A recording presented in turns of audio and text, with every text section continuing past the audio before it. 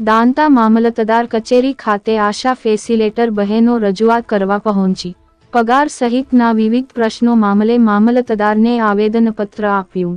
દાંતા તાલુકાના આરોગ્ય વિભાગમાં ફરજ બજાવતી આશા ફેસિલેટર બહેનો ફિક્સ પગાર ઓનલાઈન કામગીરી તેમજ ઇન્સેન્ટિવ બાબતે મામલતદારને રજૂઆત કરી। ઓનલાઈન કામગીરી બંધ કરવા માટે રજૂઆત કરાઈ। સગર્ભા બહેનોને 180 દિવસની રજા આપવા માટેની માંગ કરાઈ।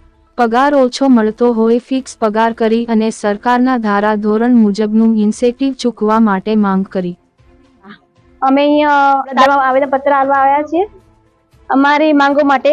જે અમારો ફિક્સ પગાર કરે, અમારે જે ઓછા પગારમાં ઓનલાઈન કામ કરવામાં આવ્યું છે એ પણ ઓછા પગારમાં ઓનલાઈન કોઈ કામ કરે નહીં। અમારે પેલો પગાર ફિક્સ કરો પછી ઓનલાઈન કામગીરી થશે।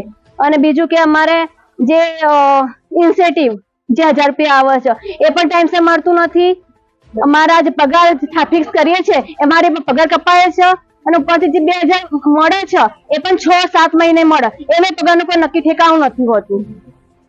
ફિક્સ પગાર તો માંગીએ છીએ। બીજું કે અમુક સગર્ભા બહેનો હોય તો અમુક મહિના પછી ના આવી શકતી હોય તો એમને 180 દિવસની લીવ જે સરકારી બહેનોમાં આપવામાં આવે છે એ લીવ આપવામાં આવે કે એમના ડિલિવરી પછી 2-3 મહિના બાળકને રાખવા માટે જોઈએ। પછી કોઈ બીમાર હોય તો એમને જવાનું હોય તો એમને રજા પણ નથી મળતી। અને જે 2 કલાકની નોકરી હોય તો સવાર 9 થી 5 વાગે નોકરી કરાવે છે। અડધે અડધે ફોન કરે છે કે તમે આવી જાઓ, ડેટા આપો સર। તો બેનો શું કરે છે, સાયબર શું કરે છે? અમારો ટાઈમ ફિક્સ કરો અને પગાર ફિક્સ કરો।